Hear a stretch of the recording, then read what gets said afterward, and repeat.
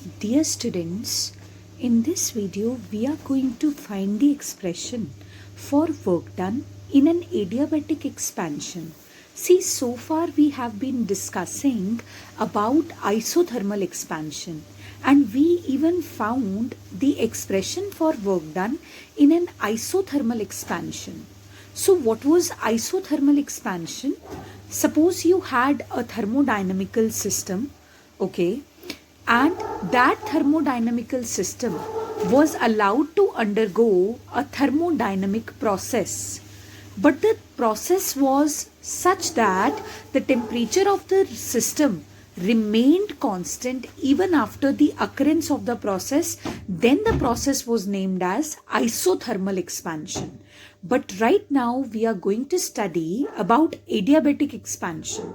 Okay, again, suppose you have a container filled up with thermodynamical system like a gas, okay, and this is an arrangement of a piston, right? Suppose the pressure of the gas is P1, the volume is V1, and the temperature is T1.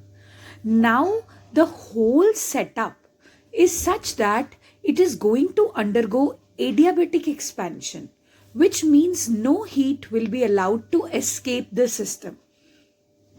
Okay, no heat transfer can take place between the system and the surroundings, right? So after that, suppose when the gas expands, the piston lifts up and it goes up to this point, right? This dotted line, so that the final volume actually is larger than the initial volume. Suppose the initial volume is V1 and the final volume is V2, okay? So after that, now when the gas adiabatically expands, there is a force which is acting on the gas, and that force is given by pressure into area. That force is given by pressure into area. Okay. So after that, if there is a force, there will be a work done also. So what is the work done?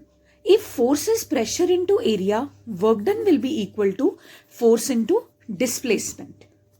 Displacement is the movement of the piston upwards. So work done is equal to force, we can write pressure into area, dx as it is, okay. So dw and pressure into area into dx. Now area into dx, we know that area of cross section when multiplied with the length, it will give you volume. So dv, area into dx is dv.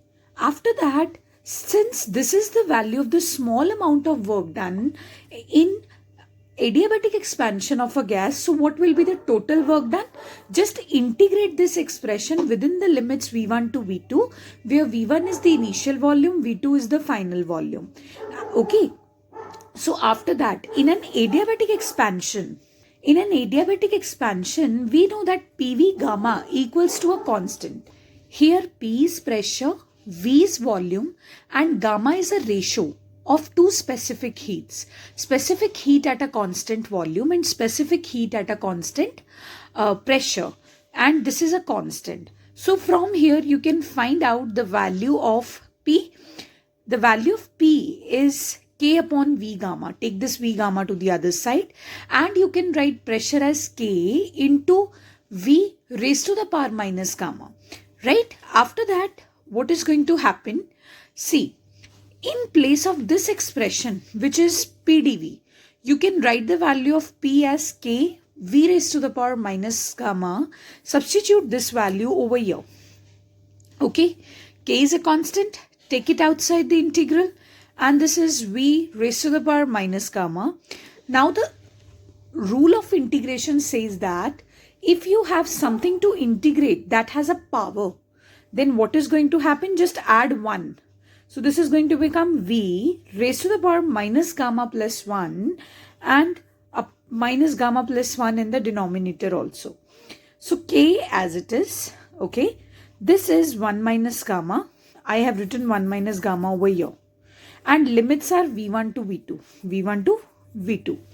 Now let us just put upper limit minus lower limit.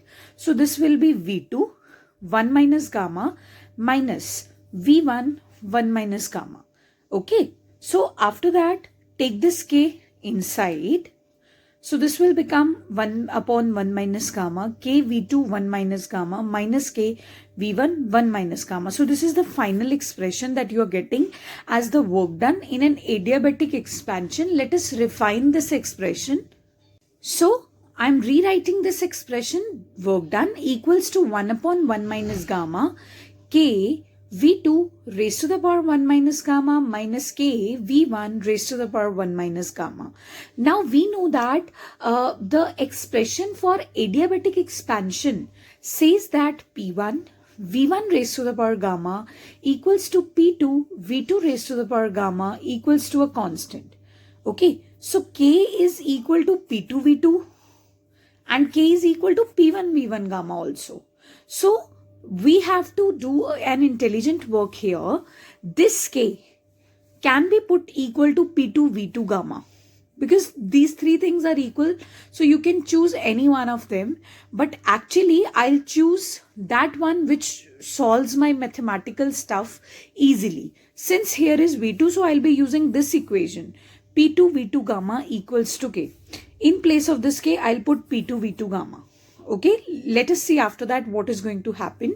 Same way, this K, which is equal to these two things, since there is V1, so I'll be using the subscript 1 equation and I'll put K equals to P1 V1 gamma here, like here.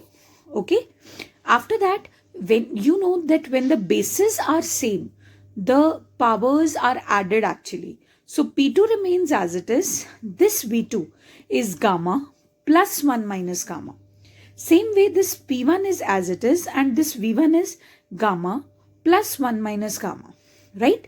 Gamma and gamma cancels, gamma and gamma cancels. So P2 V2 minus P1 V1, right? For an ideal gas obeys ideal gas equation, which is PV is equal to nRT. So P1 V1 is equal to RT1. PV is equal to nRT. For 1 mole, PV is equal to RT. And when it is P1 V1, it will be RT1. Okay. And when it is P2 V2, it will be RT2. Right? So after that, in place of P2 V2, you can write RT2 minus, in place of P1 V1, you can write RT1. Right? Take R common. And this is R upon 1 minus gamma T2 minus T1. So this is another refined expression. So this is the final work done in an adiabatic expansion of a gas.